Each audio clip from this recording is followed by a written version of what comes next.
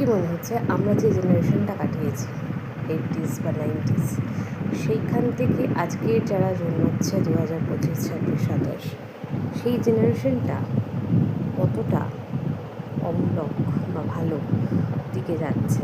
এই জেনারেশনের ছেলেমেয়েরা একটু কেমন স্বার্থপর হচ্ছে, তাদের মধ্যে মানবতা বোধ এগুলো সব হারিয়ে যাচ্ছে, বেইমান হচ্ছে। আসলে ওদেরও দোষ দেওয়া যায় না, কিছুটা সময়, তারপর এনভায়রনমেন্ট অনেক কিছু ডিপেন্ড করে, তাই না? লাইফস্টাইল অনেক কিছু মানে ওরা যেটা চাইছে সেটাই পেয়ে যাচ্ছে, আর এটাই ওদের জীবনের সবচাইতে ক্ষতিকর বিষয়বস্তু হয়ে দাঁড়াচ্ছে। আমাদের জীবনে কিন্তু যেটা চাইতাম সেটা পেতাম না, শাসন ছিল, আর এখন শাসন করলেই প্রবলেম। এখন বন্ধুর মতন সম্পর্কগুলো ভালো, মানে বাচ্চাদের সাথে। যাই হোক, এইভাবেই ওরা বড় হোক সবাই।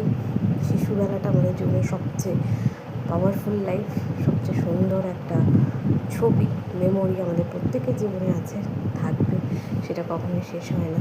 আর প্রত্যেকের জীবন ভালো কাটুক, সবাই সাবধানে দেখে করবে। দেখার জন্য কোনো ভিডিও আজ অবধি এটুকু। Bye bye.